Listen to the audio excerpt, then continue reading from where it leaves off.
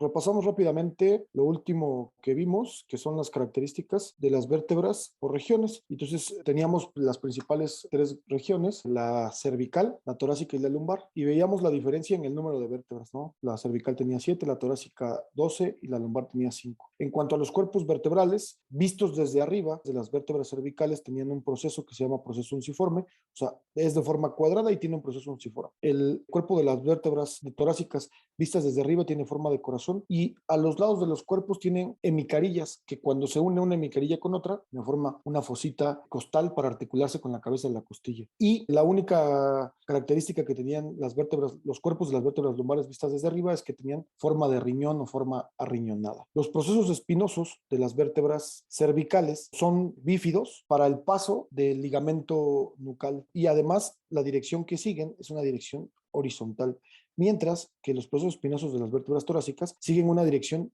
posterior-inferior, o sea, la punta va siempre a ir hacia abajo. Y la forma que tienen los procesos espinosos de las vértebras lumbares tiene forma de H. Los procesos transversos de las vértebras cervicales tienen orificios o agujeros transversos. Estos agujeros también, ojo, también les pueden llamar foramen. Acuérdense que agujero o foramen es exactamente lo mismo, transversario, por donde van a pasar las arterias vertebrales, las del lado derecho, la arteria vertebral del lado derecho y las del lado izquierdo, la arteria vertebral del lado izquierdo.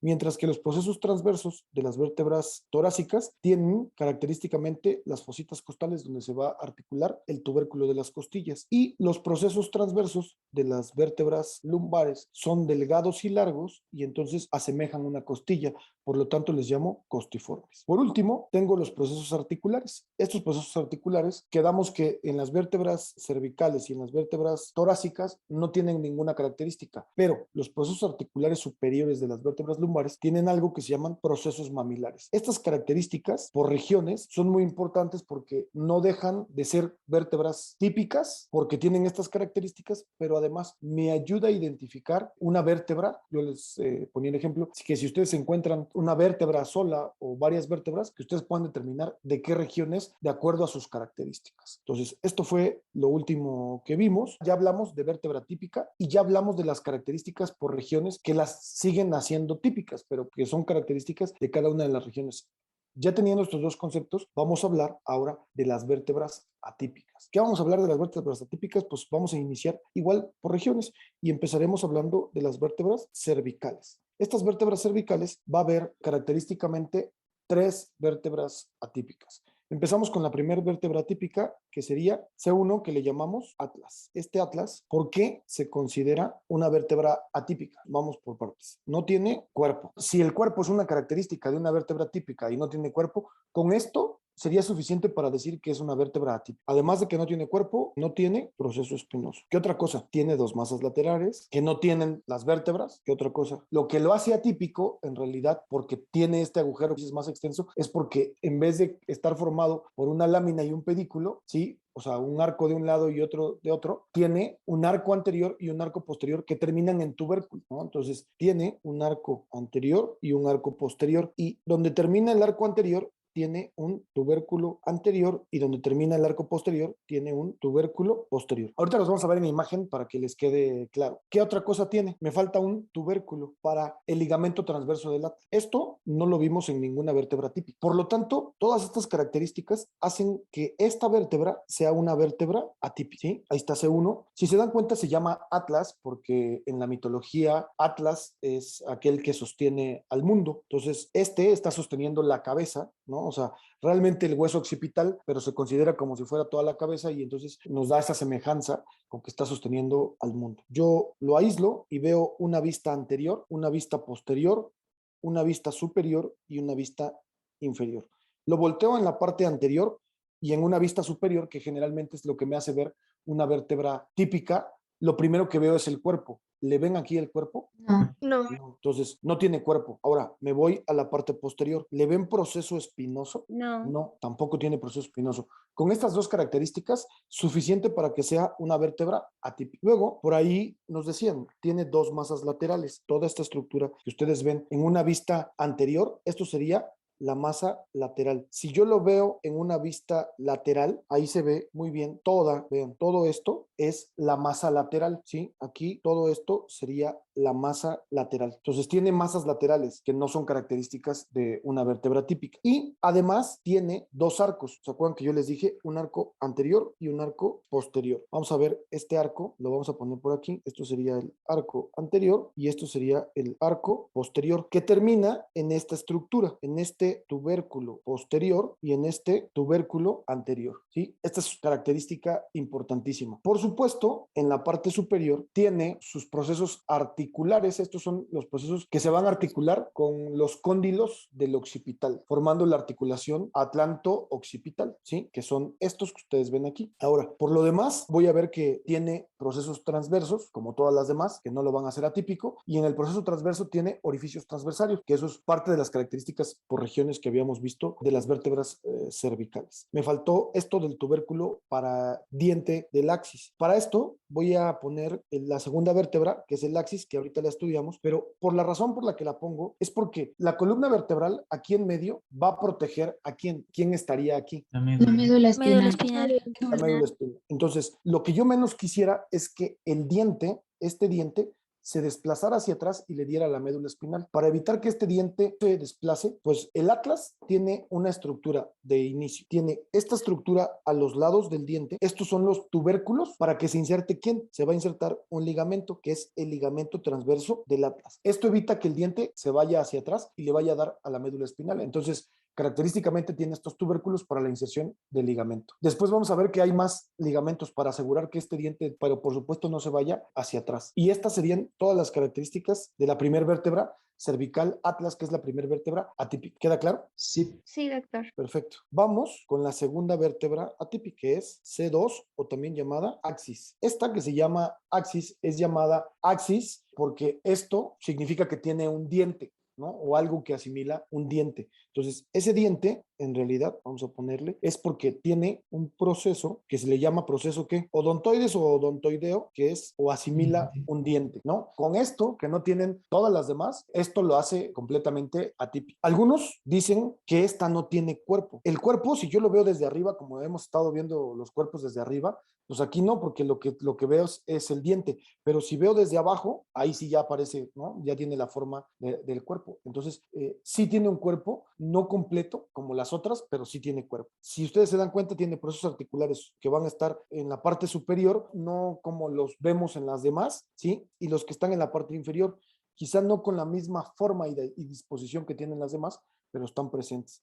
Tiene procesos transversos, ahí los estoy viendo, estos procesos transversos, aquí uno, aquí otro con sus orificios transversarios, como cualquier vértebra cervical, y tiene un proceso espinoso que cumple con las características de las vértebras cervicales, ¿no? Que es bífido. Y lo que evidentemente destaca es que tiene este diente, se llama proceso odontoideo. Esta es una vista anterior, yo voy a ver que en la vista anterior este tiene una cara articular y en las caras laterales tiene también cara articular. Esto es para articularse con el atlas, formando la articulación atlantoaxial. Y entonces ahora sí tendría yo que poner a las dos, las aíslo y las veo aquí. ¿Se acuerdan que el atlas, cuando yo lo separaba, el atlas, en la parte posterior del tubérculo anterior tiene una cara articular? Pues esa cara es para articularse con el diente, ¿sí? Y a los lados tienen sus caras articulares para articularse nuevamente con el diente. Entonces, esto tiene tres puntos de articulación. Una articulación atlantoaxial o axoidea medial y atlantoaxoidea lateral, ¿sí? Son dos tipos de articulación que vamos a ver más adelante. Únicamente nos vamos a basar en las articulaciones. Ahorita nada más quiero que sepan que hay tres, una medial y dos laterales, y luego vemos los tipos de articulaciones. Por esta razón es por la que esta vértebra es considerada atípica. Luego tengo a mi última vértebra atípica, que es C7, ¿sí? C7, ¿cómo se le llama a C7? Es una vértebra prominente. ¿Recuerdan ustedes? Las vértebras cervicales tienden una disposición horizontal. Esta disposición horizontal hace que yo pueda sentir esta vértebra que es prominente, la pueda sentir en el dorso. O sea, yo pongo mi dedo aquí y la puedo sentir. Esta es una característica por la que se considera atípica desde mi punto de vista. Pues no tendría que ser porque al final es un proceso espinoso que todas las demás tienen. Entonces, ese proceso espinoso largo la hace llamarse prominente. La otra característica, porque esta vértebra, vamos a ver, a C7, ustedes podrían confundirse aquí y podrían decir, a ver, a esta le llaman prominente, si tengo esta también, que se ve bastante prominente. La diferencia es que las vértebras cervicales son horizontales y las vértebras torácicas su punta se va dirigiendo hacia abajo y cada vez se va a dirigir más hacia abajo. Quito esto para que ustedes lo observen y vean cómo sus puntas cada vez se dirigen más hacia abajo. Entonces, eso hace que no la pueda yo palpar como puedo palpar a la vértebra, a la séptima vértebra cervical. Entonces, el proceso espinoso largo hace que sea una vértebra atípica. Y además, el cuerpo, visto desde abajo, no tiene una concavidad completa como la tienen todas las demás y se considera una vértebra de transición, o sea, es una transición entre las vértebras cervicales y las vértebras torácicas. Hay muchas discusiones.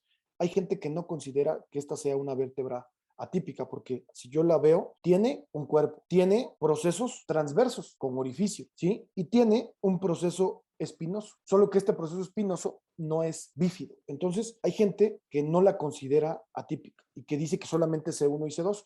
La mayor parte de los libros consideran a C1, a C2 y a C7, ¿sí? Y por ahí, y esto se los pongo entre comillas porque no es la regla, únicamente se los pongo con fines informativos. Algunos dicen que C6 porque tiene un tubérculo carotídeo, ¿sí? Pero ojo, esto yo se los pongo aquí porque realmente son algunos autores, la gran mayoría no opina esto, ¿no? Entonces, para todos los demás, ojo, para todos los demás y con fines de su examen, porque los libros que ustedes llevan manejan estas tres, C1, C2 y C7. La gran mayoría de las vértebras C7 no tiene agujero transverso, ¿sí? O sea, esa es una característica. Por aquí, por C7 no pasa la arteria vertebral. La arteria vertebral empieza a pasar desde C6 y de ahí asciende. Esa es otra de los argumentos que dicen que por eso no es una vértebra típica, ¿no? Porque no tiene característicamente estos agujeros transversarios o transverso, ¿no? En los procesos transversos no tiene ese agujero, por lo tanto por ahí no pasa la arteria vertebral. La arteria vertebral empieza a pasar a partir de C6. ¿Sí queda claro? Estas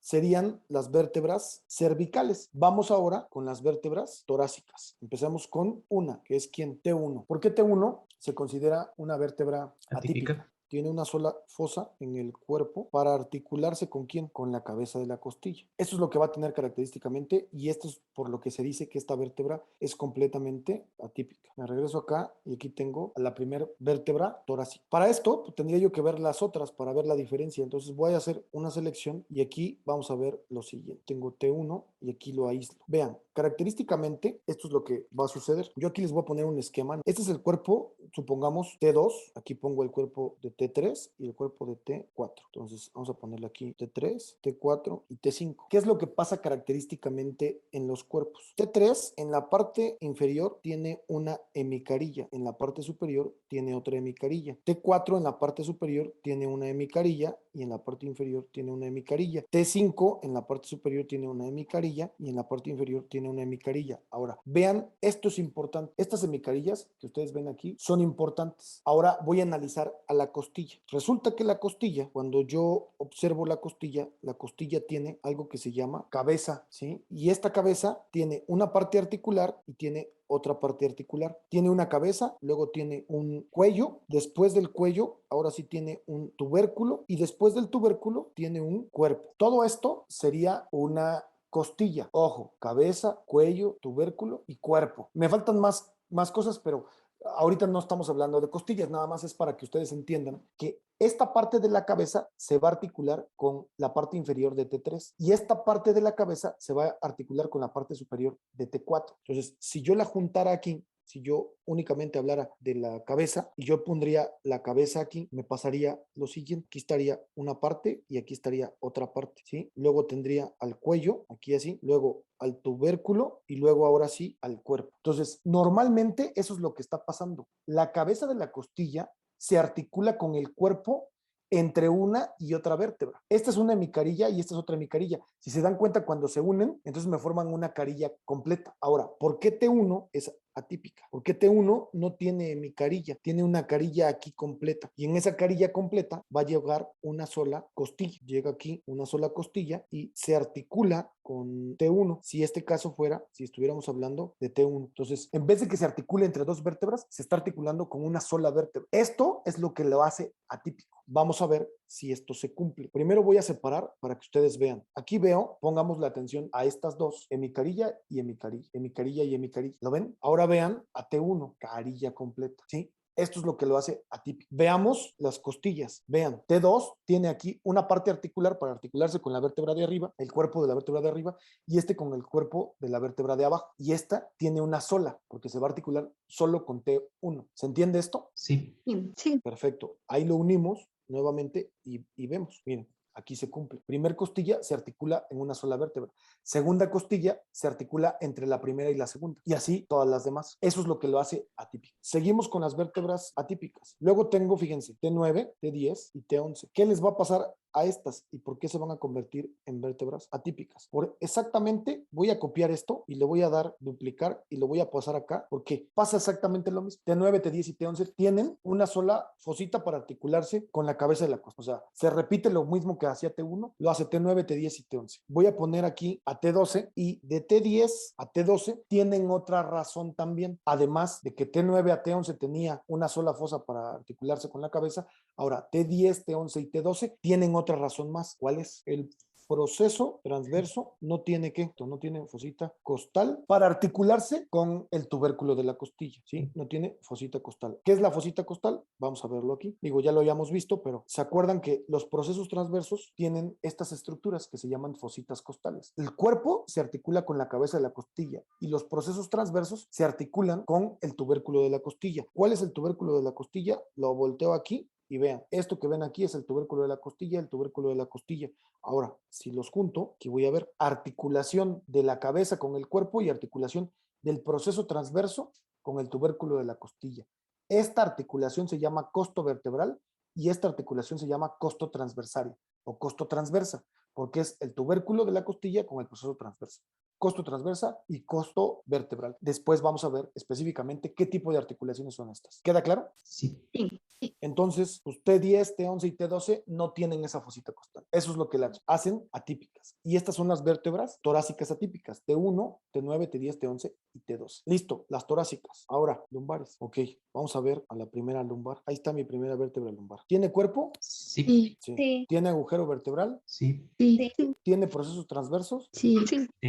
¿Proceso espinoso? Sí. Sí. Ujú. ¿Proceso articular superior y proceso articular inferior? Sí. Ujú. Entonces es una vértebra típica, ¿estamos de acuerdo? Sí. Todo esto lo Claro. hice para decirles que las lumbares no tienen atípicas. Los cuerpos vertebrales, conforme van descendiendo, van a ir aumentando de tamaño. ¿Por qué? Porque una función de la columna vertebral es transmitir el peso de una vértebra a otra hasta transmitirlo a la pelvis y de ahí a los miembros inferiores. Entonces, tienen que ser más grandes, forzosamente, para aguantar más el peso. Hablemos del sacro, como una vértebra atípica. Como un solo hueso que representa la fusión de 5. ¿Alguien sabe por qué el sacro se llama sacro? Bueno, esto es una historia en donde en la antigüedad, cuando se exhumaban los restos, se daban cuenta que de todos los restos óseos, el que más se preservaba era el sacro. A veces el sacro estaba completamente entero, ¿no? Incluso algunas desaparecieron por el tiempo y el sacro seguía ahí. Entonces se creía que era la parte sagrada, que en el sacro se contenía el alma, como era un hueso sagrado, pues entonces de la palabra sagrado es que viene sacro, ¿no? Entonces esa es la razón por la que el sacro se llama sacro. Es uno de los huesos más resistentes al paso del tiempo. Ahora, ¿qué características tiene el sacro? Esto que ustedes están viendo es una vista anterior y aquí veo una vista posterior del sacro. Empezamos con algunas características del sacro. En la parte anterior, el sacro tiene una forma y en la parte posterior tiene otra. La parte anterior es cóncava y la parte posterior convexa. La parte anterior es lisa y la parte posterior es rugosa. Entonces, esta es lisa y esta es rugosa. Quizá aquí es donde la vamos a poder ver mejor. Aíslo el sacro y vean. Ahí ya, si lo veo en una vista lateral, ahí se ve la concavidad, ¿no? Entonces, es cóncava y es lisa la parte anterior. La parte posterior que es convexa, ¿no? Entonces tengo una parte lisa y tengo una parte convexa, una parte anterior lisa y una parte anterior convexa. En la parte anterior veo estos orificios. Si están en el sacro, ¿cómo se llaman? Orificios sacros. Y si están en la parte anterior, ¿cómo se llaman? Orificios sacros anteriores. Son más pequeños que los orificios sacros posteriores. O sea, este es el orificio sacro que está en la parte posterior y como está en el sacro se llaman orificios sacros posteriores. Los anteriores son más pequeños, los posteriores son más grandes. ¿Qué otra cosa le podemos estudiar? Primero, ¿qué creen que sea esto que ustedes ven aquí? El cuerpo de la primera vértebra sacra. visto desde arriba. Este cuerpo visto desde arriba, ¿cómo se llama? General. Promontorio, ¿no? Entonces, ese es el promontorio. Entonces, ¿qué es el promontorio? Es el cuerpo de la primer vértebra sacra, visto desde arriba. Todos estamos de acuerdo. Sí. Ahora, imaginemos aquí, todo esto es S1, cuerpo de S1. Esto es el cuerpo de S2. Esto es el cuerpo de S3, el cuerpo de S4 y el cuerpo de S5. ¿Se acuerdan que habíamos dicho que el sacro es la fusión de 5 vértebras sacras? Esa fusión me crea estas crestas que bien mencionan, que vean, si yo quito los dibujos, quito esto, si yo quito esto, entonces ahora sí veo estas crestas. ¿Las ven? Crestas, Sí. entonces, ¿cómo se llaman estas crestas? Crestas, si están en el sacro, pues crestas sacras. ¿Cómo están? ¿Verticales o transversas? Transversas. Entonces se llaman crestas sacras transversas. Aquí lo importante, las crestas sacras transversas, ¿qué representan? La fusión de los cuerpos vertebrales, ¿no? La fusión de los cuerpos vertebrales. Esa es la respuesta correcta. Las crestas sacras transversas representan la fusión de los cuerpos vertebrales. Muy bien, listo. ¿Qué otras características le veo al sacro? A esto yo le llamo ala, es el ala del sacro. A eso le llamo ala del sacro, visto desde la parte anterior. Ahora, estas son las cosas más relevantes que se ven en una vista anterior. Vuelvo a repetir las estructuras de la parte anterior. El cuerpo visto desde arriba se le llama promontorio, el cuerpo de S1. Luego, las crestas sacras transversas representan la fusión de los cuerpos vertebrales, de las 5 vértebras, ¿sí? Entonces representan la fusión. Esos son los orificios sacros anteriores. Tienen a los lados estas alas del sacro. Vámonos a la parte posterior. En esta parte posterior, si yo estoy en una vista posterior, entonces, ¿qué estructura de una vértebra típica sería esto? Es el proceso espinoso. Pero como estos procesos espinosos están fusionados, entonces me crean estas crestas que se llama cresta ¿qué? Sacra media. Muy bien. Entonces, cuando yo les pregunte qué es la cresta sacra media, todos tendrían que decir, pues es la fusión de los procesos espinosos de las vértebras sacras. Ahora, todos observan esto. ¿Qué estructura es este? El proceso articular? ¿Cuál? ¿El superior o el inferior? Superior. Entonces, cuando yo sigo a este proceso articular superior, yo lo sigo y me forma otra cresta que representa la fusión de los procesos articulares. ¿Quién será? Cresta sacra intermedia. Y si ustedes le ponen atención a esta estructura, van a ver que esta estructura parecen los procesos transversos, ¿no? Entonces, en la parte más lateral tengo esto, que es la cresta sacra lateral. ¿Qué representa la cresta sacra lateral? La fusión de los procesos transversos. Entonces tengo 3 crestas: cresta sacra media, cresta sacra intermedia y cresta sacra lateral. A diferencia de lo que ocurre con la parte anterior, este tiene crestas transversas y la posterior tiene crestas verticales, una media, una intermedia y una lateral. Y cada una representa la media, la fusión de los procesos espinosos; la intermedia, la fusión de los procesos articulares; y la lateral, la fusión de los procesos transversos. ¿Queda claro? ¿Qué otra cosa le vemos en la parte posterior? Si ustedes se dan cuenta, aquí, por aquí voy a ver un conducto que tal vez, si yo hago esto, pues ahí se alcanza a ver, ¿no? Si es un orificio, pero de un conjunto de vértebras, entonces a esto le llamo conducto. ¿Estamos de acuerdo? Entonces, ese es el conducto sacro, conducto sacro. Y en la parte inferior, vean ustedes, en la parte inferior es importante que ustedes vean que aquí se hace una especie de B, o sea, esta es una B de vaca, y esta B de vaca aquí se ve pero invertida.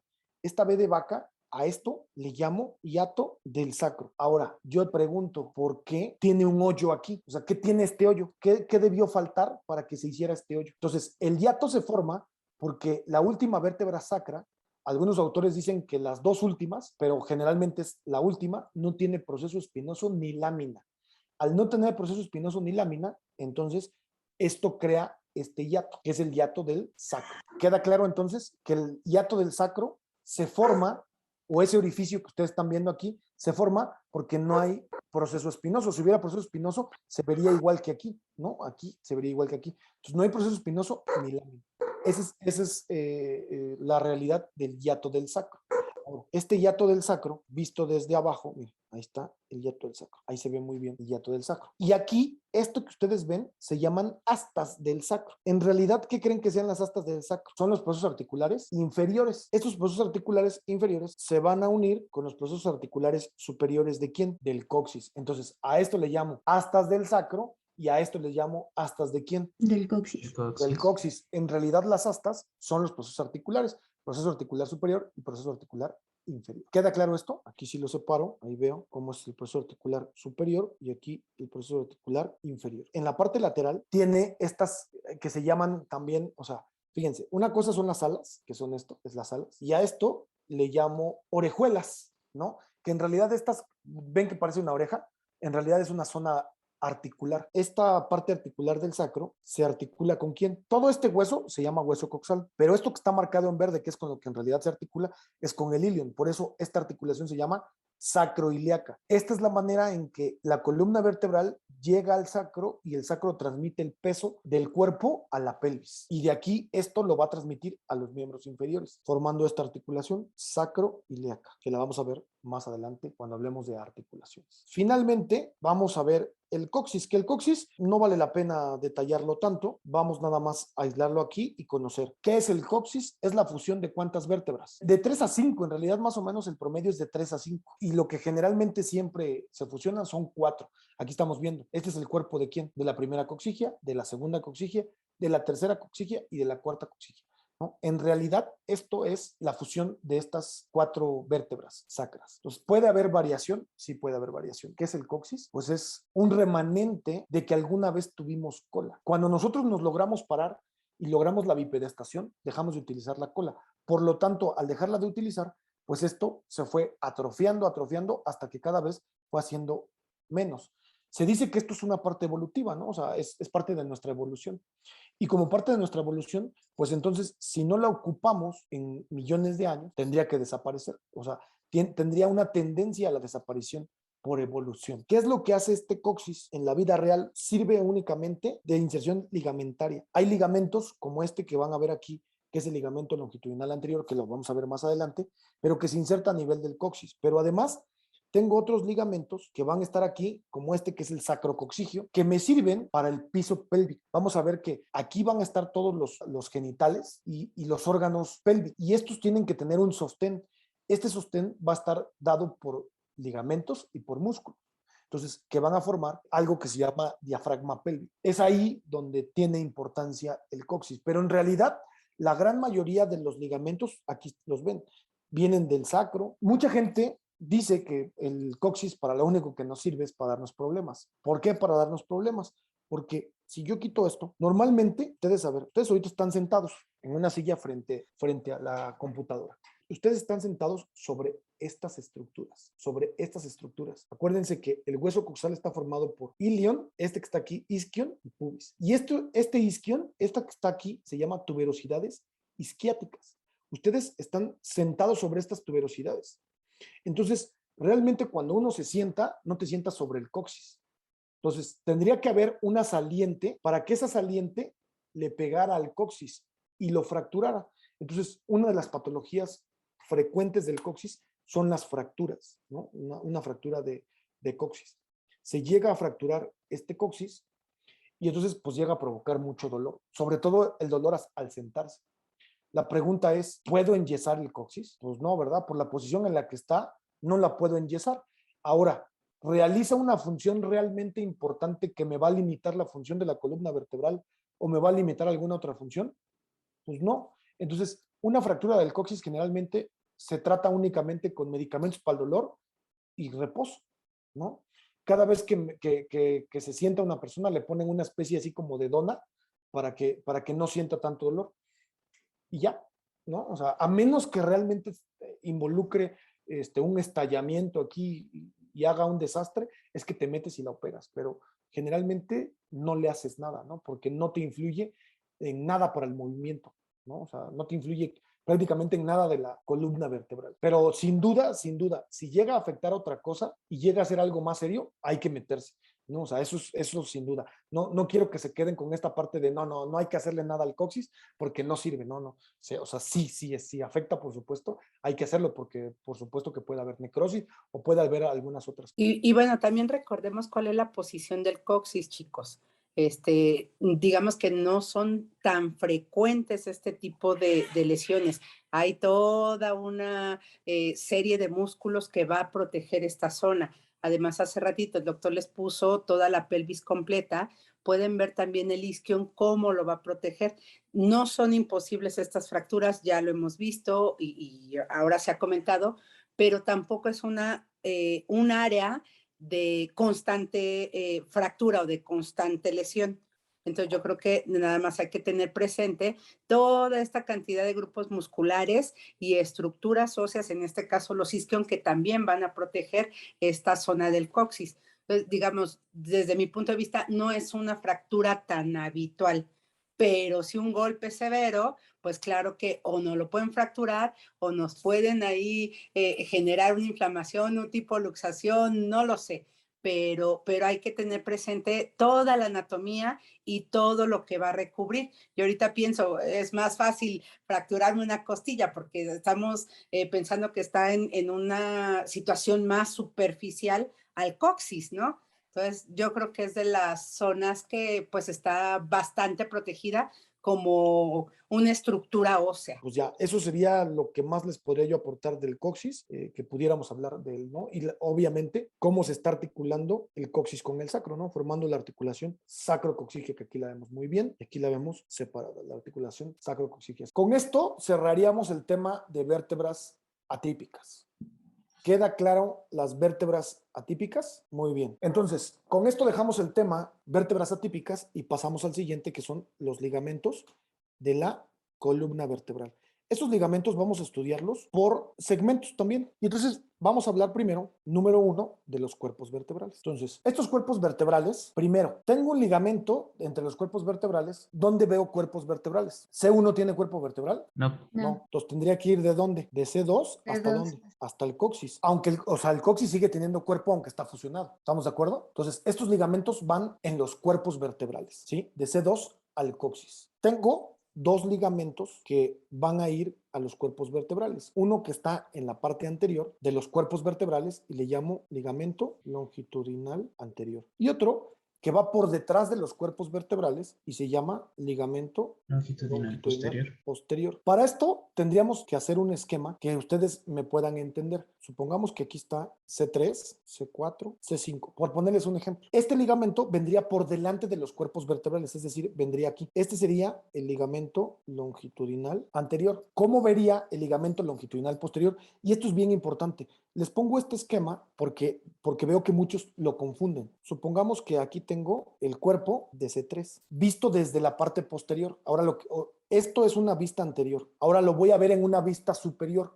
Ahora vamos a ver una vista superior. En esta vista superior, una vértebra típica tiene el cuerpo. Detrás del cuerpo, ¿qué tiene? Pedículos y aquí tengo las láminas. ¿Estamos de acuerdo? Esto es el proceso ¿qué? Transverso. Y esto es el proceso espinoso. Entonces, a ver, todos ubican aquí que este es el cuerpo, los pedículos, las láminas. Entre pedículo y lámina están los procesos transversos y entre las dos láminas está el proceso espinoso. Eso todos lo entendemos. Ahora, ¿esto cómo se llama? El agujero vertebral.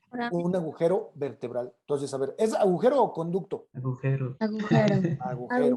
Conducto es si fuesen varios. Exactamente. Entonces, agujero vertebral. Este agujero protege a quién. ¿Quién está aquí en medio? La médula espinal. Entonces, voy a poner aquí en gris a mi médula espinal. Entonces, ojo, esto es por detrás del cuerpo. Entonces, el ligamento longitudinal posterior, lo voy a poner en este color. Este ligamento longitudinal posterior tendría que venir atrás de C3. Todo mundo cree que el ligamento longitudinal posterior viene hasta acá, hasta el proceso espinoso. No, está dentro del agujero vertebral, pero pegado al cuerpo, por detrás del cuerpo vertebral. Entonces, este sería el ligamento longitudinal posterior. Ahorita vemos otra imagen para que les quede más claro. Ahora, estos ligamentos... Una pregunta, perdón. Sí.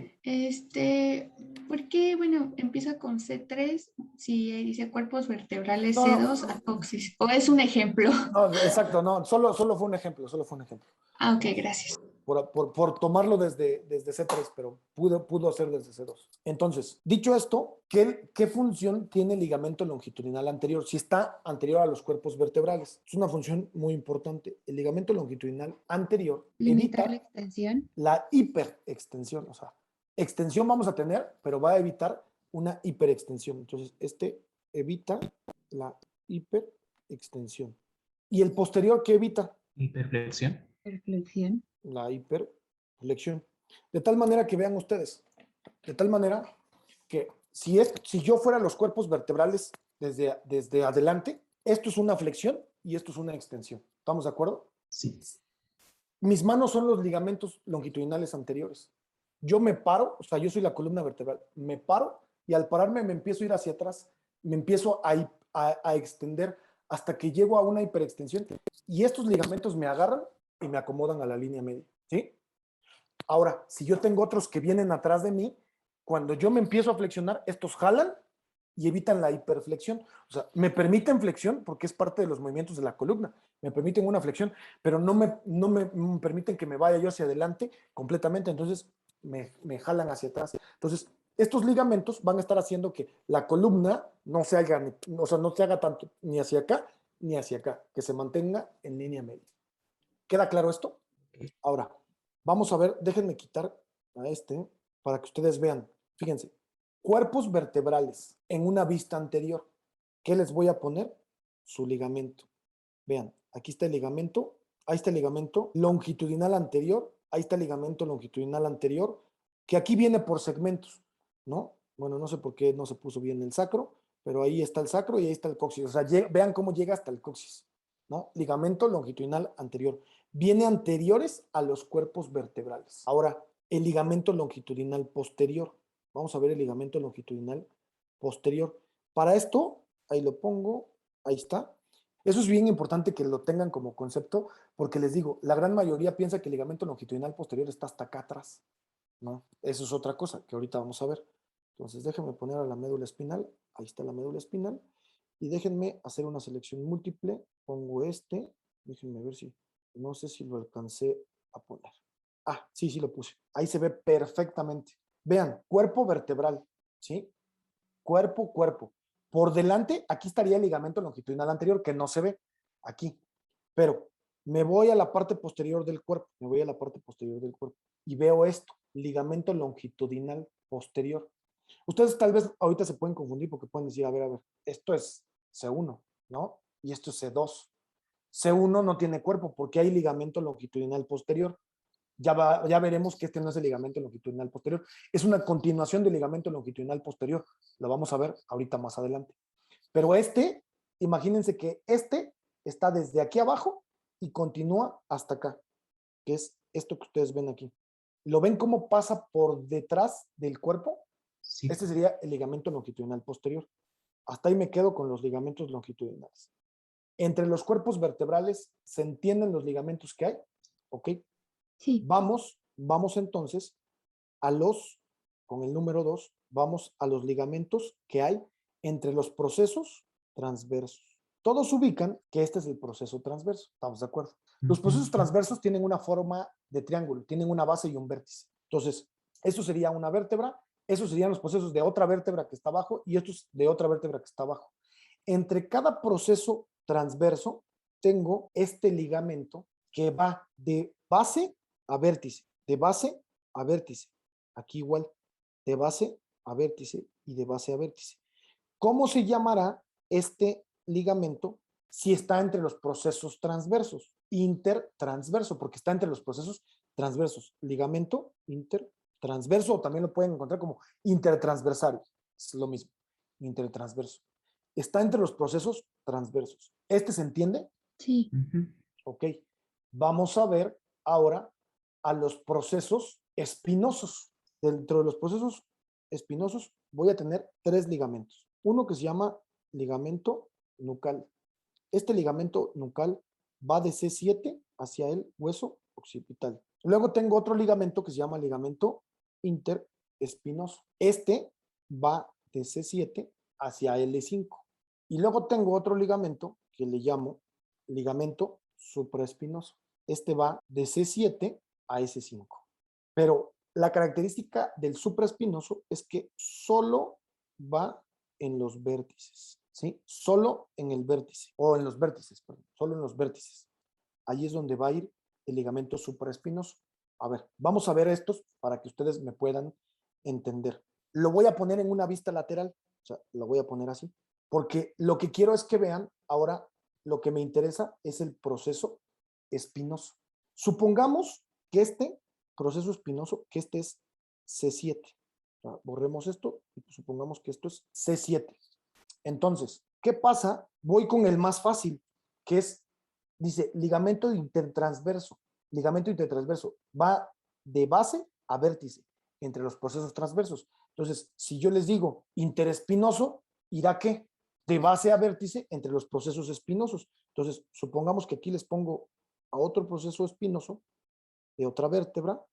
a otro proceso espinoso de otra vértebra, a otro proceso espinoso de otra vértebra. Supongamos que esto ya es, aquí estaría T1, T2 y T3, ¿sí? Y entonces tengo un ligamento que le voy a poner igual en morado y que va de la base al vértice y de la base al vértice. De C7 hacia abajo, ya vi, de C7 a L5. ¿Cómo se llamará entonces este ligamento? Si se parece a este o no se parece a este. Sí. Pero este estaba Sí. entre los procesos transversos. Entonces, ¿este cómo se llama? Ligamento interespinoso. Eso. Interespinoso. Muy bien. Voy a ponerles el otro aquí. Ahí están los ligamentos interespinosos, ¿no? O sea, ahora, resulta que en los vértices, esta es la base y este es el vértice. Todos estamos de acuerdo. Base y vértice del proceso espinoso. En los vértices, yo tengo un ligamento, se va a engrosar justo en los vértices, de C7 hacia C5, que sería este. Solo va en los vértices y se va a engrosar aquí. Este ligamento se llama ligamento supraespinoso. Y luego tengo un ligamento, si aquí arriba, imaginen ustedes que aquí arriba estaría el hueso occipital. Esto es el hueso occipital, ¿sí? Hueso occipital aquí. ¿Qué pasaría aquí? De C7 hacia el hueso occipital tengo El ligamento nucal. un desdoblamiento de este ligamento que hace esto. Y a esto se le llama ligamento nucal. Entonces, con esto cumplo los 3 ligamentos de los procesos espinosos. Uno que está de base a vértice, ligamento interespinoso, y que va de C7 a L5. Uno que está solo en los vértices, de C7 a S5, que va hacia abajo. Y otro que va de C7 al hueso occipital, que se llama ligamento nucal. ¿Queda claro esto? Ahorita vamos a ir aclarando cada uno de ellos, ¿no? Al final. Estos son los ligamentos que encontramos entre los procesos espinosos. Vamos con algo importante. Vamos entre las láminas. A ver, yo quiero que me entiendan. Estas son las láminas. ¿Todos estamos de acuerdo que estas son las láminas? Sí. Entonces, imagínense que yo les pongo ahora la otra lámina de la vértebra que está abajo aquí y la otra lámina de la otra vértebra que está aquí y aquí igual, la otra lámina y la otra lámina, ¿no? Entonces, aquí voy a tener unos ligamentos que van a ir de lámina a lámina, así, de lámina a lámina. Estos ligamentos se llaman Ligamento amarillo. ligamento amarillo, también llamado, el término correcto es flavum, ¿sí? Ligamento flavum, de amarillo. Ahora, ¿por qué se llama ligamento amarillo? Porque está envuelto en grasa, o sea, hay mucha grasa pegada a este ligamento. Entonces, eso le da la apariencia de ser un ligamento amarillo. Esto, por supuesto que tiene una importancia, el ligamento amarillo. Y la importancia radica, se los planteo de la siguiente manera, creo que ya se las he planteado varias veces así, pero a ver, Carla, si estamos hablando que hay algo que está presionando la médula espinal y yo te doy a elegir por dónde vas a entrar. ¿Entras por los cuerpos para llegar aquí? ¿Entras por los pedículos para llegar aquí? ¿O entras por las láminas para llegar aquí? Carla, ¿qué me dirías? ¿Por dónde entras? Por las láminas creo que sería menos riesgoso. ¿Por qué? Porque si entro por los cuerpos, quiere decir que entro anteriormente. Entonces tendría yo que quitar todos los órganos abdominales y todo para llegar hasta los cuerpos, ¿no? Entonces puede ser más problemático. Bueno, es más problemático.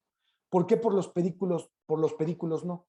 ¿Qué pasa por aquí? Los nervios espinales, los nervios que salen de la médula espinal salen exactamente por los pedículos.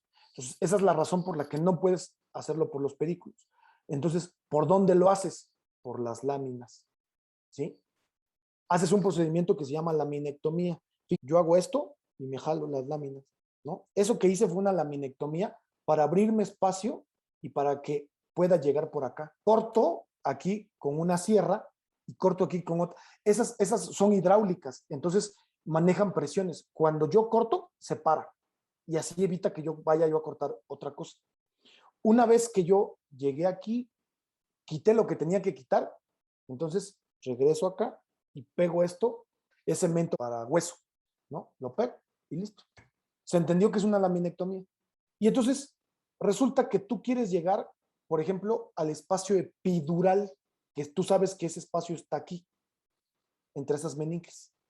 Entonces, tienes que atravesar con una jeringa ¿En qué procedimiento se hace eso? Imagínense una mujer embarazada que va a dar a luz.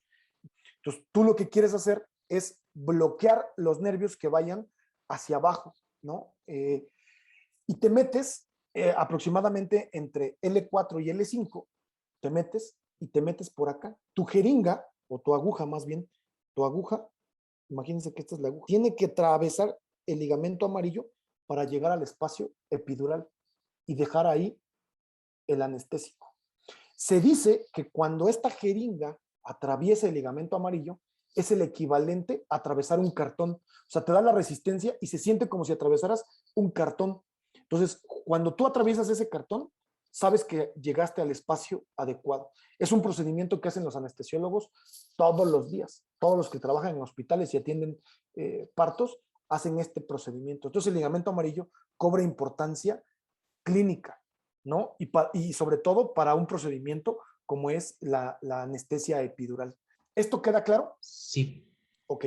Vamos a ver estos ligamentos y luego me voy a meter con otro complejo importante. Vamos a repasar primero estos ligamentos en imágenes, ¿sí? Vamos primero, vamos a repasar todos. Miren, aquí ustedes están viendo este ligamento que está por detrás de los cuerpos vertebrales, pero adelante del canal del orificio vertebral. Este es el ligamento longitudinal posterior. Posterior. ¿Sí? Veamos aquí. Ahorita le ponemos asterisco, pero sin que conozcan todavía qué ligamento es este, ¿qué ligamento se imaginarían ustedes que es? Porque esta es una vista anterior o posterior. Posterior. Posterior. Aquí hice la minectomía, quité las Posterior. partes posteriores. Entonces, este es el ligamento longitudinal posterior. Posterior. Hasta ahorita le ponemos asterisco, en realidad no es el ligamento longitudinal posterior, es la continuación del ligamento longitudinal posterior, pero bueno, supongamos que este mismo de aquí hacia abajo es el ligamento longitudinal posterior. Perfecto. Aquí ahora sí se ve muy bien.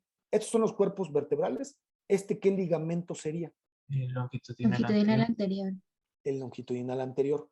¿Estos son procesos qué? Transversos. Transversos. Transversos. Entonces, estos ligamentos que no se ven completos, ¿qué ligamento sería si va entre proceso transverso y proceso transverso? Intertransverso. Intertransverso. Muy bien. Luego, vean, proceso transverso, proceso transverso, proceso transverso. ¿Qué ligamento sería este? Intertransverso. Intertransverso. Proceso transverso, proceso transverso. ¿Qué ligamento serían estos? Intertransverso. Transverso. Estamos todos de acuerdo. Ahora, vean, proceso espinoso. Solo está en las puntas de los procesos espinosos. ¿Quién es este? Supraespinoso. Supraespinoso. Supraespinosos. Ligamento supraespinoso. Y aquí veo un remanente. Aquí tendría que ir un ligamento que vaya de base a vértice, así. ¿Quién sería este ligamento? Interespinoso. Espinoso. ¿Por qué no Interespinoso. se ve completo? Porque son remanentes, es difícil de conservar. En una disección es muy difícil de conservar estos ligamentos porque son muy delgados, ¿no? O sea, son muy delgados. Entonces, no. Quizá el objetivo no era ver los ligamentos, ¿no? Entonces, por eso. Ahorita vamos a ver unas mejores. Ok. El ligamento longitudinal anterior y el posterior, creo que ese ya quedó claro. Estamos de acuerdo que esta es la lámina de un lado. Lámina. ¿Estamos de acuerdo? Sí. Entonces, estos ligamentos que están entre lámina y lámina, y aquí los ponen amarillos, son los ligamentos ¿qué? Flavum. Flavum o amarillos. Amarillo. Que si yo quiero entrar a este espacio es donde les dije, aquí voy a pasar con un procedimiento, pum, voy a atravesar estos ligamentos amarillos. Ligamentos amarillos, ¿quedan claros los ligamentos amarillos? Ahora, vean, me faltó un ligamento en los procesos espinosos. ¿Están de acuerdo que este es el proceso espinoso? Sí, ese es el nucal. Nucal. Este es el ligamento nucal. ¿Qué característica tenía el ligamento nucal? ¿Se acuerdan que los procesos espinosos de las vértebras cervicales eran bífidos? Pues vean dónde va el ligamento nucal. Va en los procesos espinosos Sí. de esas partes bífidas. Y vean, ligamento nucal. Ahora, de C7 hacia abajo, de base a vértice, tengo este ligamento. ¿Cómo se llama si está entre los procesos espinosos? Interespinoso. Interespinoso. Y tengo otro que solo va en los vértices. Supraespinoso. Supraespinoso. ¿Estamos de acuerdo? Y me falta estos. que van entre los procesos. Este es proceso transverso, ¿cómo se llamará este que va entre los procesos transversos? Perdón. Intertransverso. Creo que aquí no se ve bien, aquí sí se ve bien. Este es el ligamento intertransverso, ¿no? Intertransverso. Creo que nunca les había puesto un video de estos. Hay un doctor que desgraciadamente acaba de fallecer el año pasado, que se llama Aklan. Aklan hizo unos videos en cadáveres frescos. Esto nos permite dos cosas muy importantes. Una, pues observar las estructuras reales, y dos, observar los movimientos, porque los cadáveres frescos dan esa oportunidad de ver el movimiento, a diferencia de cuerpos que están preservados en técnicas tradicionales, no nos dan lo mismo. Vamos a ver estos ligamentos para que ustedes puedan observar bien. Ya que se han identificado ¿Se escucha bien? Sí. los huesos de la columna vertebral, observemos ahora las estructuras que mantienen unidos a los huesos y que permiten su movimiento. Primero los discos intervertebrales, luego los ligamentos de la columna vertebral y finalmente las estructuras más similar hasta todas en la. Aquí hay un disco intervertebral. Importante, algo que no les mencioné de los ligamentos longitudinales anteriores y posteriores, también es que se insertan, vienen aquí en los cuerpos y se insertan justo en los discos intervertebrales para evitar que el disco intervertebral se vaya o hacia adelante o hacia atrás. Entonces, esa es una característica importante de esto. Que conforma un gran cojín de fibrocartílago firmemente anclado al cuerpo vertebral, arriba y abajo en toda su circunferencia. Si se hace un corte en el disco y se observa desde arriba, puede verse que está hecho de láminas concéntricas de material. Listo. Este es un disco intervertebral. El disco intervertebral está compuesto por dos estructuras. ¿Cuáles son? El anillo fibroso y Y el el núcleo núcleo pulposo. pulposo. Ok. Anillo fibroso está aquí a la periferia. Ese es el que tiene como estas líneas concéntricas, estas líneas, y eso está compuesto, los cartílagos, perdón, los discos intervertebrales están compuestos por ¿qué tipo de cartílago? ¿Por cartílago hialino o por fibrocartílago? Fibrocartílago. Por fibrocartílago, ¿no? Entonces, aquí está el fibrocartílago. Y en medio tengo este que es el núcleo pulposo. ¿Se acuerdan ustedes que cuando hablamos de los discos intervertebrales, yo les ponía el ejemplo con un bubaló? Les decía, si el bubaló yo lo aplasto, lo que se sale es este centro que es como líquido. O sea, no es completamente líquido, pero no es rígido como lo que está aquí. Vean ustedes. El disco consiste en un anillo externo de fibrocartílago duro, denominado anillo fibroso, y un centro suave de un material casi líquido, denominado núcleo pulposo. ¿Sí se ve? ¿No? O sea, es una diferencia. Por eso es que esto es lo que sale. El disco es lo suficientemente sólido como para transmitir el peso del cuerpo y lo suficientemente flexible como para permitir el movimiento entre vértebras. El lado del disco intervertebral forma el margen anterior del foramen intervertebral por el cual emergen los nervios espinales. Las vértebras también están unidas mediante ligamentos. Algunos se extienden de vértebra a vértebra, otros discurren a lo largo de la columna. Comenzando por detrás, se identificarán los ligamentos que unen los procesos espinosos, los ligamentos interespinosos y supraespinosos. Después, el ligamento que une las láminas juntas, el ligamento amarillo. Finalmente, se observarán los dos ligamentos que ayudan a sostener los cuerpos juntos, los ligamentos longitudinales anterior y posterior.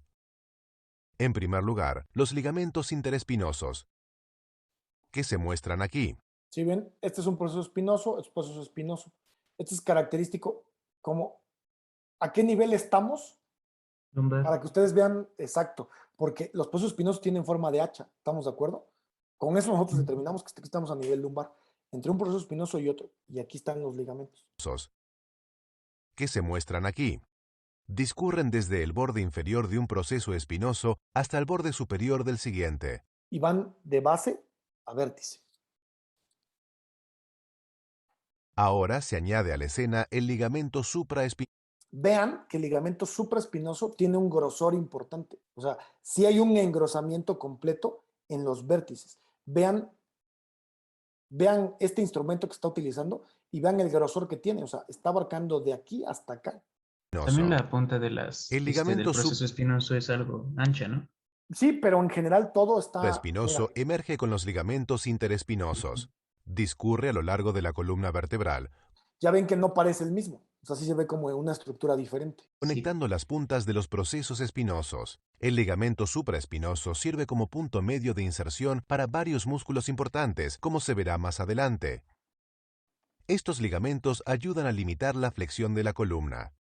La estructura o estructuras que principalmente limitan la flexión de la columna vertebral son una serie de ligamentos cortos que unen las láminas, conocidas de manera colectiva como ligamento amarillo.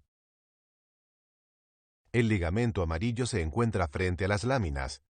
Para observarlo, se corta a nivel de los pedículos de todas las vértebras a lo largo de esta línea para identificar las láminas desde adentro.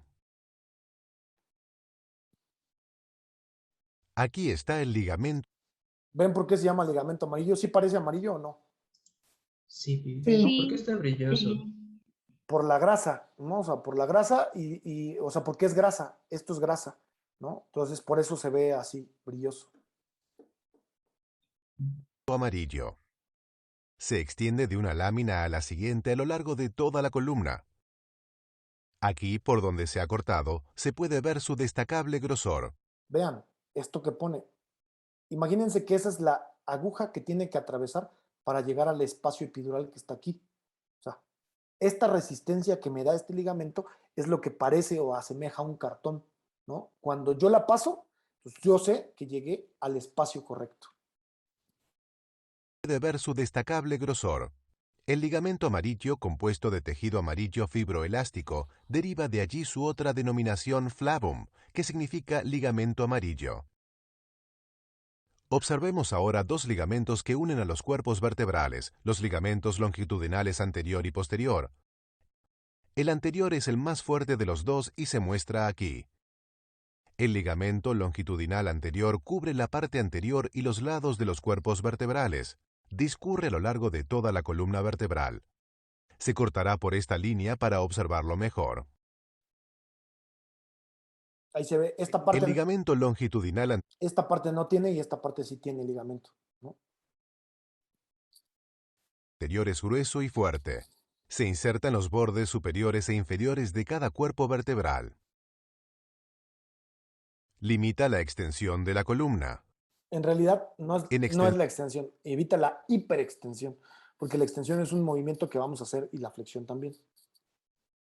La tensión del ligamento longitudinal anterior ayuda a prevenir el movimiento anterior y posterior de los cuerpos vertebrales entre ellos. El ligamento longitudinal posterior discurre a lo largo de la parte posterior de los cuerpos vertebrales. Para observarlo, se dividen los pedículos a lo largo de esta línea también y se examinarán los cuerpos por sí mismos. Vean, el cuerpo visto desde atrás. Aquí está el ligamento longitudinal posterior. Es angosto sobre cada cuerpo vertebral y se ensancha para cubrir. Hace esto, aquí quizá no se ve tan bien, pero en realidad viene el ligamento y aquí se ensancha y viene hacia acá, porque ¿qué estructura está aquí? Disco. El disco El intervertebral. disco. Entonces, por nada del mundo, o sea, lo que no quiere evitar, o lo que quiere evitar es que el disco se vaya hacia atrás, porque aquí está la médula espinal, ¿no? Entonces, por eso es que se inserta ahí. La parte posterior de cada disco intervertebral. El ligamento longitudinal posterior ayuda en menor medida a limitar la flexión de la columna vertebral. Procedimientos de los que hemos estado hablando. Vamos a hablar, bueno, la inyección epidural. Vamos a ver qué nos dice esto de la inyección epidural. Epidural spinal injections are a form of steroidal injection used to treat pain in the spine, normally caused by nerve compression due to a herniated disc, degenerative disc, or other spinal conditions. A small needle is first used to inject local anesthetic to the area. The steroidal injection is then inserted into the epidural space above the Este sería ¿qué ligamento? Supraespinoso. Supraespinoso. ¿Cuál es el que tiene que atravesar? Aquí. El interespinoso. El No, amarillo. Bueno, tiene que atravesar dos, ¿no? El amarillo, ¿no? El amarillo. Digo, aquí está en perspectiva, no lo estamos viendo nerve. completamente. The aim of the treatment is to relieve the pressure on the nerve, reduce inflammation, and thus reduce pain. Vamos a ver otro. lo que se debe de hacer cuando tú tienes una hernia de disco. Vamos a ver.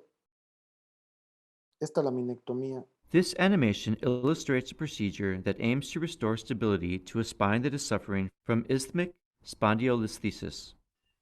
This occurs most often at the junction between the fourth and fifth lumbar vertebrae and involves pressure put on the spinal nerves due to one vertebra slipping forwards over the other, narrowing the spinal canal, which causes pain and numbness in the lower extremities. It is most commonly caused by partial or complete fractures of the fourth and fifth lumbar vertebrae. An incision is made along the skin of the back over the affected region. Once the muscles are moved aside and the surrounding tissues are parted, the spinous process and lamina of the affected vertebrae are removed in a procedure known as laminectomy. ¿Se entiende cómo está haciendo ahí la laminectomía?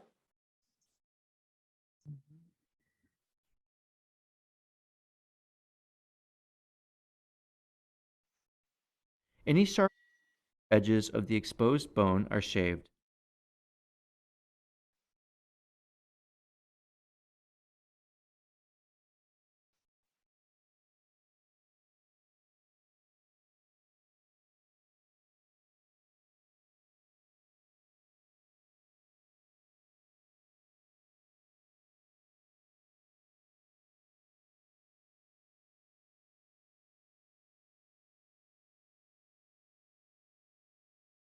Ahí siguen limando para que no haya bordes cortantes. The spine is then moved back into its normal resting position with the fourth and fifth lumbar vertebrae articulating correctly against each other. The vertebrae are then prepared for fusion.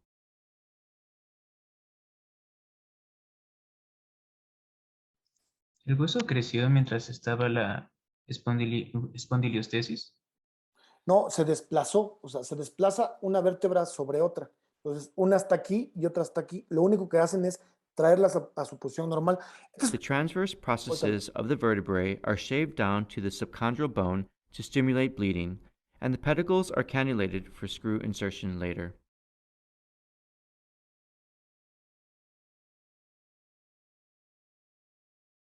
Ahorita les explico esto. Bone graft taken during the laminotomy is placed along the adjacent transverse processes of the vertebrae, forming a bone bridge. Pedicle screws are then inserted to either side of the decompressed level and connected with a rod on each side, providing stability, while the bone graft develops into a solid fusion.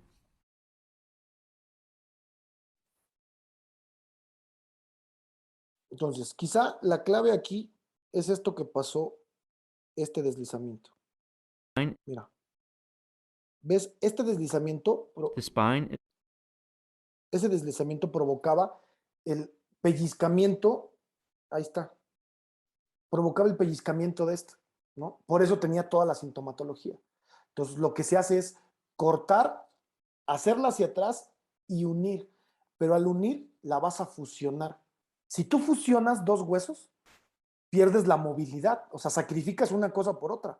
Vas a perder la movilidad que tenías, o sea, no para dejar de caminar, pero quizá ya no puedes hacer un maratón, no puedas correr, o sea, hacer cosas que normalmente cualquier otra persona sin estos procedimientos los podría hacer, pero por lo menos te va a dejar caminar y te va a dejar de molestar, ¿no? Este es uno de los procedimientos cuando hay este pellizcamiento por este deslizamiento entre una vértebra y otra. Pero lo dejaron aquí sin proceso espinoso. Sí, porque lo que están buscando es fusionar dos vértebras, o sea, las acomodas y ya que tú, esta estaba hacia acá y esta hacia acá, ya que tú lograste que estuvieran en la misma dirección, ahora sí, lo único que haces es fusionar, o sea, que se fusionen las dos y que no se muevan del lugar, para evitar que haya aplastamiento a la médula. Esto es uno de los procedimientos y tiene que ver con una patología en específico. Ahorita van a ver otro procedimiento. Por ejemplo, y el agujero que quedó no lo van a tapar porque podría ser peligroso, ¿no? O sea, meter el dedito y presiona el nervio. Todo se tapa, o sea, todo queda fusionado y todo queda tapado. O sea, no dan espacio para que vuelva a pasar otra cosa. Ok. Luego vean, Este es donde hay un pellizcamiento, pero aquí el pellizcamiento This animation illustrates a aquí el pellizcamiento es específico del nervio, que sale por el agujero intervertebral o agujero de conjunción. Entonces, ahí, si tú ves que está presionando, van a ver lo que vas a hacer. Aquí es una animación en donde ustedes ven que los procedimientos que tengan que ver con la columna son posteriores. O sea, muy pocos son anteriores. procedure that aims to relieve the pressure on a spinal nerve as it leaves the foramen of the cervical vertebra. This is usually caused by a herniated disc putting pressure on the nerve, and or the development of bone spurs causes narrowing of the foramen transmitting the nerve, which causes pain, weakness, or numbness. A small incision is made along the skin of the back of the neck. Once the muscles are moved aside and the surrounding tissues are parted, a small portion of the lamina and fascia. Ahí ven, la hernia de disco, se salió el núcleo pulposo y es lo que está provocando el pellizcamiento al nervio. Entonces, se metieron y vean que están haciendo espacio entre los pedículos. Están haciendo espacio para quitar ahora ese núcleo, o sea, extraer esa porción que le está provocando el pellizcamiento y hacerle más espacio. Are removed using a burr and wronger. These procedures, known as laminectomies and fascectomies, aim to relieve pressure on the spinal cord and gain access to the intervertebral disc and the foramen transmitting the compressed nerve. Herniated material from the disc is removed if present, and if bone spurs have developed around the foramen, they may be removed with the burr if safe to do so, widening the space transmitting the nerve in a procedure called a foraminotomy. ¿Queda claro? Me regreso con el último ligamento. Estos son los que veíamos. Este ligamento que voy a ver es tan profundo que no todos los tienen, que no todos los libros lo tienen. De hecho, el que más lo tiene únicamente ve una parte. Vamos a ver entonces, como número 5, los ligamentos localizados entre la articulación atlantoaxial. Ligamentos entre articulación atlantoaxoidea o atlantoaxial. ¿Sí? Resulta que yo tengo un ligamento que se llama ligamento cruzado. Que no lo confundan porque en la rodilla tengo otro ligamento que se llama ligamento cruzado. Este ligamento que se llama cruzado es porque tiene forma de cruz. Entonces, vamos a empezar con este ligamento que es el ligamento cruzado. Ligamento cruzado porque tiene forma de cruz. Este ligamento cruzado se compone de un ligamento que ustedes ya conocen, que es el ligamento transverso del atlas. Tengo el ligamento transverso del atlas. Arriba del ligamento transverso del atlas tengo otro ligamento que se llama fascículo longitudinal superior y abajo tengo otro que se llama fascículo longitudinal inferior. Vamos a verlo aquí. Este sería el ligamento transverso del atlas. Este sería el fascículo longitudinal superior y este sería el fascículo longitudinal inferior. ¿Se le ve forma de cruz? Pues sí, ese es el ligamento cruciforme. Ahorita vamos a ver dónde está este ligamento cruciforme. Vamos primero con el ligamento cruciforme. Esta es una radiografía. Aquí quiero que ustedes entiendan. Este es el diente. ¿Todos estamos de acuerdo que este es el diente? Sí. Es una vista anterior, ¿no? Por la boca. Por la boca, exactamente. Abrió la boca y me permitió ver esta articulación. Ahora, supongamos que aquí yo estoy viendo en perspectiva estos ligamentos. Tengo un ligamento que cruza por aquí atrás, evitando que el diente se vaya hacia la parte posterior. ¿Cómo se llamará este ligamento? Ligamento transverso Transverso del atlas. del atlas. Luego, tengo otro ligamento que va del ligamento transverso del atlas hacia arriba y otro que va del ligamento del atlas hacia abajo. Vamos a verlo ahora aquí. Déjenme irme aquí. Vamos a quitar todo esto. Vamos a quitar todo esto y vamos a poner este y este. Y lo voy a aislar. Vean. Esto pasa entre C1 que está aquí y C2 que está aquí. Estos se acuerdan que se llamaban tubérculos. Tubérculo para el ligamento transverso del atlas. Yo lo que no quiero es que el diente se desplace hacia atrás. Y entonces tengo a este ligamento transverso del atlas. Del ligamento transverso del atlas hacia arriba viene este ligamento. ¿Este quién será? Fascículo longitudinal superior. Y este que está aquí, Mismo, pero inferior. inferior. Entonces, fascículo longitudinal superior, fascículo longitudinal inferior y ligamento transverso, esto es igual al ligamento cruzado. Ahí tengo a mi ligamento cruzado. Imaginen ustedes que aquí tengo al hueso occipital. Esto es el occipital, ¿sí? Y entonces, por nada del mundo, el diente se puede ir hacia atrás, pero por nada del mundo se puede ir hacia atrás. Y ahorita les voy a explicar por qué. No solo es porque le da la médula espinal. Ahora, el diente tiene que estar bien fijado. Ya tengo un ligamento que me evita que se vaya hacia atrás. O sea, estos dos ligamentos me están evitando que el diente se vaya hacia atrás. Pero el diente todavía tiene movilidad hacia los lados. Entonces, le voy a sumar dos ligamentos más. Un ligamento que va a ir de aquí hacia el hueso occipital, aquí, y de aquí hacia el hueso occipital. Este ligamento se llaman ligamentos alares, porque imagínense que mi cabeza es el diente.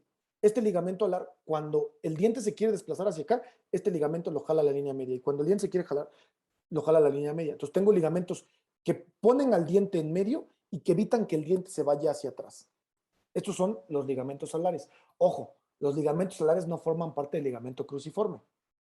Únicamente le están evitando que el diente se vaya para atrás.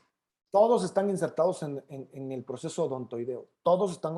¿Por qué? Estos en la parte media, estos en la parte transversa, estos en la parte lateral, porque lo que no quiero es que se mueva. Entonces, por supuesto que están insertados ahí para evitar que se mueva. Ahora, aunado a esto es lo más profundo, esto es lo más profundo, esto es lo más pegado al hueso. Pero resulta que encima de yo tengo una membrana que los cubre a todos. Esta membrana cubre a todos. ¿Cómo se llama esta membrana? Membrana tectoria. Membrana tectoria. Entonces, esta es la membrana tectoria que está encima. La membrana tectoria es la continuación en realidad del ligamento longitudinal posterior, o más bien el ligamento longitudinal posterior es la continuación de la membrana tectoria aquí arriba. ¿Sí? O sea, ya de aquí, de C2 hacia abajo, lo que vería es el ligamento longitudinal posterior. Entre C2 y C1 veo la membrana tectoria. Quito la membrana tectoria y si quito la membrana tectoria, entonces veo a estos ligamentos, al ligamento cruciforme y a los ligamentos alares. Todo esto con tal de que el diente no se vaya hacia atrás. ¿Por qué tiene tanta protección? Y primero les pongo esta imagen. Bueno, ¿esto queda claro? ¿Esto queda claro? Ahora, si yo repito la imagen que les había puesto acá y les pongo ahora esto, ¿qué me dirían? ¿Quién es este? Membrana tectoria. Membrana tectoria. La membrana tectoria. Si yo quito la membrana tectoria, entonces me va a dejar ver los ligamentos cruzados y los ligamentos alares. ¿Sí les queda claro a todos? Ahora, ¿por qué es de vital importancia esto? Vámonos acá. Voy a poner nuevamente a la médula espinal. Quiero que vean lo siguiente. Observan el diente. Vean el diente. Aquí está el diente. El diente está justo dándole, donde aquí inicia, esto de aquí hacia abajo es la médula espinal. De aquí hacia arriba, esto se llama médula oblonga o bulbo raquídeo, antes llamado bulbo raquídeo. ¿Qué tiene la médula oblonga? Si el diente se desplaza y le da la médula espinal, pues el paciente se puede quedar cuadrapléjico.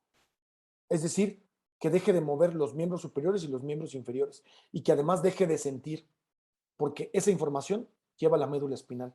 Pero si le da aquí al bulbo raquídeo, la médula oblongada aquí está un centro, lo voy a poner aquí, que se llama centro cardiorrespiratorio. Este centro cardiorrespiratorio es lo que controla el corazón y la respiración, por eso se llama centro cardiorrespiratorio. Hagan de cuenta que ahí está el fusible. Como que el cuerpo quiere que nos moramos. Lo puso Pues, bastante en un punto peligroso. Por eso tiene tanto recubrimiento. O sea, por eso eso está con bastante recubrimiento. Y por eso las lesiones de cuello son lesiones tan peligrosas. Que cuando tú tienes una lesión y llega la ambulancia, lo primero que hacen es inmovilizar, ¿no? O sea, inmovilizan y dicen, a ver, no toquen el cuello. Y cuando lo van a pasar a la camilla, 2 personas se aseguran que el cuello esté inmovilizado y lo pasan a la camilla con el cuello inmovilizado. Porque imagínate que esto esté flojo, que el diente, o sea, que se hayan roto los ligamentos y que esto esté flojo, y que porque tú moviste tantito la cabeza, ¡pum!, le da aquí al centro cardiorrespiratorio. El paciente, ¿en qué creen que entre? Pero, En cardíaco. paro cardiorrespiratorio. O sea, va a entrar en un paro cardiorrespiratorio. Esto es el equivalente a los fusibles de su casa. Alexandra, si yo voy y me robo los fusibles de tu casa, tú estás en tu cuarto tomando la clase, si cambias el foco, ¿te va a funcionar? ¿Va a haber luz? No, Si cambias los cables, ¿va a haber luz? no. ¿Por qué? Porque el problema es el centro cardiorrespiratorio, ¿no? Aquí. O sea, el problema son en tu casa los fusibles, aquí el centro cardiorrespiratorio. Un paciente que entra en este padecimiento porque tuvo una lesión cervical que provocó el deslizamiento del diente hacia la médula oblonga y le dio al centro cardiorrespiratorio y el paciente entra en paro cardiorrespiratorio, aunque yo lo tenga 3 horas dándole respiración de boca a boca, masaje cardíaco, todo, ¿va a salir del paro? No. No. La única manera en que saldría del paro es que yo le quitara el diente de aquí. Por eso es tan importante que ese diente no se mueva de ese lugar. ¿Queda claro esto? Perfecto. Estos son todos los ligamentos y ya vimos la importancia. Ligamento cruzado y de aquí pues los únicos que me faltarían son, nada más para completar, los ligamentos alares que vendrían aquí y aquí, y luego me faltaría la membrana tectoria. Y listo. Con eso tengo a todos los ligamentos de la columna vertebral. ¿Se entendieron los ligamentos de la columna vertebral? Sí. Sí, doctor. Perfecto. De la número 1 hay 2 subtipos. Los cuerpos vertebrales que están entre los discos intervertebrales y la de los procesos unciformes. Tenemos la primera articulación, que es entre los cuerpos vertebrales, que se da en los cartílagos, los fibrocartílagos que forman el disco intervertebral. Por lo tanto, es una articulación cartilaginosa secundaria, porque si fuera primaria sería por cartílago hialino, pero es por fibrocartílago, por lo tanto secundaria, y se considera una sínfisis. Entonces, las sínfisis están en todos los discos intervertebrales. La siguiente es aquella que se da entre los cuerpos vertebrales, pero únicamente de las vértebras cervicales. Si ustedes recuerdan, en el cuerpo de la vértebra cervical, visto desde arriba, visto en una vista superior, tenemos este proceso que se llama proceso unciforme. Cuando los procesos unciformes se articulan, me forman una articulación sinovial de tipo plana, que se conoce comúnmente como un covertebral. Entonces, un covertebral se refiere a esos procesos unciformes. Por lo tanto, las únicas que los tienen son los cuerpos de las vértebras cervicales. Las oncovertebrales son sinoviales planas. Cuando ustedes les digan articulaciones oncovertebrales, en automático ustedes tienen que decir, las articulaciones oncovertebrales son las que suceden en los procesos, entre los procesos unciformes. Estos solo están en las vértebras cervicales, entonces ocurren en las vértebras cervicales, pero realmente son articulaciones sinoviales planas, pero se conocen como oncovertebrales. Esto es lo que quizá confunde bastante. ¿Queda claro esto? Listo. Vamos con la número 2. Vamos ahora con los procesos articulares, las que se da entre procesos articulares. El proceso articular superior con el proceso articular inferior. Esta van a ser, ¿qué tipo? Sinoviales. Van a ser sinovial, muy bien, plana. Entonces, es una sinovial plana. Pero todas aquellas articulaciones que se dan entre los procesos articulares tienen un nombre. Articulaciones, ¿cómo se llaman? Cicapoficiaria. Cicapoficiaria. Exactamente. Entonces, esta es la articulación cicapoficiaria. Todas las que se dan entre los procesos articulares, véanlo aquí. O sea, si yo pusiera ahora esta, aquí, lo aíslo. Estamos de acuerdo que este es el proceso articular superior y este es el proceso articular, bueno, quizá espérame, porque no les puse los ejemplos más característicos. Vámonos aquí para que se vean mejor estos ejemplos. Aquí me lo van a entender mejor. Aquí lo separo y veo proceso articular superior de una vértebra y proceso articular inferior de una vértebra. Este proceso articular superior se une con el proceso articular superior de esta vértebra. Y los uno y hacen esto. Entonces, esta articulación es una sinovial plana llamada sigapofisiaria. Esta articulación es una articulación sinovial plana llamada sigapofisiaria. ¿Se entiende? ¿Qué significa sigapofisiaria? Para Sí, claro, que no claro. quede duda. Para que no quede duda. Aquí es palabra griega y de sigon, que significa algo para unir. Y apófisis, pues obviamente esta parte retoño o algo saliente del hueso. Entonces el sigo es la unión con esa apófisis. Gracias.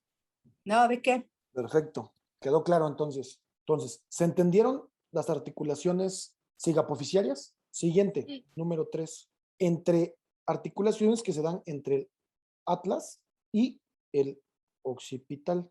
¿Cómo se llama esta articulación? Atlanto-occipital. Occipital. Atlanto-occipital. Esta articulación atlanto-occipital, ¿de qué tipo es? ¿Sinovial? ¿Real? Es una Sinovial. sinovial, ¿qué? Elipsoidea. ¿Elipsoidea? Elipsoidea o también Condyle. llamada. Esta articulación es muy importante porque esta articulación me permite decir sí. Sí. Esta articulación es la que me permite hacer este movimiento y decir que sí. ¿Sí? Sí, bien. Ok, esta articulación que dice que sí es esto, miren. Recuerden ustedes que entre el atlas, el atlas tiene esta cara articular arriba de su masa lateral. Tiene esta cara articular en forma de elipse, ¿sí? Y el occipital, en la parte inferior, tiene esta también cara articular en forma elíptica que le llamamos cóndilo.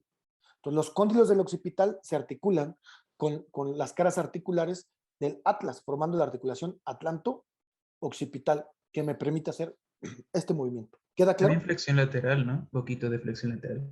No, porque entonces, si no tendría dos ejes, aquí tendría otros dos ejes, otro eje de movimiento más, ¿no? La principal que hace es esto. Los músculos son los que me permiten esta parte, este movimiento. Ok. Bueno, por supuesto las articulaciones, ¿no? Pero los músculos me van a ayudar mucho a estos movimientos de flexión lateral, que los vamos a ver qué es lo que sigue, los músculos del dorso. Vamos a ver cuáles me permiten hacer esto. Entonces, esta articulación se entiende. Sí. Luego tenemos a la articulación número 4 entre el atlas y el axis, o sea, la articulación Atlantoaxial. atlantoaxial. Esta atlantoaxial es bien importante. Es una media Los laterales. y una lateral derecha y otra lateral izquierda, o sea, dos laterales y una media. Las laterales son sinovial plana. Esta es sinovial plana. ¿Y la media es qué? Trocoide. Trocoidea O de pivote. o pivote. Entonces, ojo, estas son sinovial plana. Entonces, evidentemente la trocoidea también es una sinovial, ¿no? O sea, sinovial, trocoidea o pivote. Esta me permite decir que no. La trocoidea me hace esto y me permite decir que no. Ese pivote gira y me permite hacer este movimiento, ¿sí? La otra me permite hacer así. Entonces, veamos esta con esta y la aislamos. Esta articulación que ustedes están viendo es la atlantoaxial lateral y esta que están viendo aquí es la atlantoaxial lateral. Estas dos, esta y esta son sinoviales planas, mientras que esta articulación que se está dando aquí entre el diente y la cara posterior del tubérculo anterior del atlas, esto es una sinovial, trocoidea o pivote. ¿Hasta aquí queda claro? Número 5, entre vértebra y costilla. Para eso tenemos que tener en cuenta dos. Uno, aquella que se articula entre el cuerpo y la cabeza de la costilla. Entonces, aquí, entre el cuerpo y la cabeza de la costilla, tengo esta articulación que le llamo ¿cómo? Articulación, si es entre la costilla y la vértebra, pues es Costo vertebral. articulación costo vertebral, ¿sí? Y esta articulación costo vertebral, ahorita vamos a ver que ambas son iguales. Aquí hay dos, entre la cabeza de la costilla y el cuerpo, que lo pondremos aquí, y la siguiente se da entre el proceso transverso y el tubérculo de la costilla. Entonces, esta articulación se llama articulación costo-transversaria, ¿sí? Entonces, una es aquella que se da entre la cabeza y entre el cuerpo, perdón, y la cabeza de la costilla, y otra entre el proceso transverso y el tubérculo de la costilla. Ambas, tenemos la característica que ambas, esto ocurre para ambas, son sinoviales planas. Entonces recuerden, ambas, tanto esta como esta, son articulaciones sinoviales planas. Vamos a verlas aquí, más para que ustedes se acuerden. Quitamos los músculos y nos quedamos con puro hueso y vamos a hacer una selección múltiple. Miren, aislamos esto y recuerdan ustedes que veíamos en la clase anterior que la cabeza de la costilla se caracteriza por tener una parte que se va a articular con la costilla de aquí arriba y otra que se va a articular con la costilla, perdón, con la vértebra de arriba y otro con la vértebra de abajo.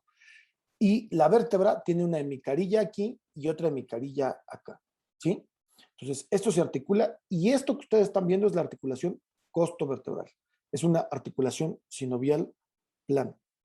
Pero cuando yo le doy vuelta a la costilla, primero yo aquí arriba veo que el proceso transverso tiene una fosita costal. Esta fosita costal del proceso transverso es para articularse con el tubérculo de la costilla. Aquí veo el tubérculo de la costilla. Veamos, este es el proceso transverso, este es el tubérculo de la costilla. De esa manera forma la articulación costo-transversaria, ¿sí? Y ambas son sinoviales planas. Vamos a separarlas para que ustedes vean las caras articulares. Aquí tengo la cara articular de una, es una hemicarilla y otra hemicarilla que se unen con esta parte de la costilla, con la cabeza de la costilla, esta para la costilla de arriba y esta para la costilla de abajo. Y luego tengo aquí al tubérculo de la costilla. El tubérculo de la costilla tiene una parte articular y una parte rugosa. Aquí va la articulación y aquí va el ligamento que refuerza esta articulación. Las unimos y listo. Creo que en el otro sitio donde la teníamos aquí bien es acá. Aquí, miren. No es cierto. No está aquí. Olvídenlo. Pero ¿esto queda claro? ¿Esto queda claro? ¿Para todos? Sí. Sí, sí. Perfecto. Entonces nos regresaríamos y nos falta la última. Me falta la última, que es la sexta y última, que es la articulación que se da entre el sacro y el hueso ilíaco. Recuerden que el hueso ilíaco forma parte del hueso coxal, ¿sí? Que es ilion, isquion y pubis. Aquí nada más es el sacro el que se va a articular con estos. Esta articulación se llama articulación ¿qué? Sacroiliaca. Sacroiliaca. Sacroiliaca. Resulta que tengo dos tipos de articulación sacroiliaca. En la cara anterior es una sinovial plana. Y en la cara posterior es una fibrosa. Una Sindesmosis. sindesmosis. ¿Sí? Una sindesmosis. Vamos a ver esto. Regresamos aquí y vamos a ver. Este es el sacro y todo esto que ustedes ven aquí, todo esto es el hueso coxal, pero la parte que se está articulando es únicamente esta, el ilion. Entonces, ahí me forman la articulación sacroiliaca. Entonces, déjenme poner a los dos y los aislamos. Ahí está el sacro y el ilion. Esta es una vista anterior, por lo tanto, esta articulación es la articulación anterior, la articulación sacroiliaca anterior, que es una sinovial plana. Y si me voy a la vista posterior, fíjense, ahí estoy en la vista posterior, resulta que en la vista posterior tengo estos dos huesos ligeramente separados, y cuando yo tengo una membrana que une dos huesos, esta membrana que va a estar ahí, que está uniendo dos huesos, esa es una sindesmosis. ¿Se acuerdan que las sindesmosis ocurrían entre dos huesos que están paralelos, entre el radio y la ulna, entre la tibia y la fíbula? Entonces, aquí ocurre de la misma manera. Entonces, esta es la articulación sacroiliaca posterior. es una articulación fibrosa de tipo sindesmosis, mientras que la anterior, esta, ustedes ven aquí, esta es una articulación sinovial plana. Y con esto tenemos todas las articulaciones de la columna vertebral. ¿Sí? Con esto abarcamos todas las articulaciones de la columna vertebral. Aquí podemos ver rápidamente todas, entre los cuerpos de las vértebras cervicales, entre los procesos articulares, la articulación entre el atlas y el occipital, entre el atlas y el axis, entre las vértebras y las costillas, y entre el sacro y el hueso ilíaco. Estas son todas las articulaciones que vamos a tener en la columna vertebral. ¿Dudas o preguntas de este tipo de articulaciones? La articulación sacroiliaca anterior y posterior, ¿qué movimiento nos permiten hacer? Pues la sinovial plana, ¿cuántos ejes de movimiento creemos que tienen las sinoviales planas? Pues, más o menos 3, porque también puede ser en el eje de Z, hacia adelante, hacia atrás, hacia los lados, se puede separar un poco. Esta quedamos que, las planas, quedamos que depende de lo que diga la literatura, ¿no? Hay algunos libros que dicen que la articulación plana es una articulación multiaxial, mientras que hay algunas otras que dicen que no, que es una articulación uniaxial. La justificación, si ustedes recuerdan, la justificación son dos. Para que yo tenga dos ejes de movimiento, miren, lo voy a poner de la siguiente manera. Un eje de movimiento sería este, va hacia acá y hacia acá. Para que yo tenga este eje de movimiento, que sería otro, esta tiene que hacer este movimiento para aquí y luego tiene este eje de movimiento, ¿sí? Entonces, aquí es donde me dicen, este es un eje y este es otro eje. Las articulaciones planas, cuando dicen que no tienen este y este, es porque no paran para hacer esto y para hacer esto. Entonces, que únicamente se deslizan hacia arriba, se deslizan hacia atrás, se deslizan hacia acá, pero siguen estando en un eje de movimiento. Esa es prácticamente la discusión que hay entre una y otra. Entonces, pues depende el movimiento que va a tener la anterior, si consideramos que es plana o si consideramos que es uniaxial o multiaxial, ¿no? O sea, tendría bastante más movimiento. Al final, esto sí coincide más con el movimiento que es en la articulación sacroiliaca anterior, corresponde un poco más a una articulación uniaxial, porque lo único que va a hacer es desplazarse. Miren, supongamos que este es el sacro y este es el ilion. Entonces, lo único que hace es a tener este desplazamiento aquí, ¿sí? Hace este desplazamiento, permite este desplazamiento entre una y otra, mientras que la posterior permite que los huesos se separen un poco, pero que evidentemente no lleguen a separarse completamente, ¿no? O sea, permite esta separación. Entonces, es aquí donde entran muchas dudas si realmente es la articulación sinovial plana es uniaxial o multiaxial, ¿no? Hemos tenido muchas discusiones al respecto. Entonces, Christopher, justo esta articulación coincide más con una uniaxial. Nos ayudaría un poco a caminar. Bueno, cuando se mueven las piernas y otras articulaciones, eso también se mueve para facilitar el movimiento. Sí, claro. O sea, esta articulación nos va a ayudar, pues, o sea, todas las articulaciones de la columna nos van a ayudar al movimiento. Y recuerden que esta, al ser sinovial, pues tiene mucho más movimiento que todas las demás. Entonces, por supuesto, me van a ayudar porque recuerden ustedes también aquí que se va a articular muy cerca de esto. Aquí se va a articular el fémur, ¿no? Entonces va a entrar la cabeza del fémur aquí. Y entonces, por supuesto que esto tiene que hacer una sincronía con todos los demás huesos y con todas las demás articulaciones, ¿sí? De esa manera nos puede ayudar bastante. Listo. Con esto daríamos por terminado el tema de articulaciones de la columna vertebral.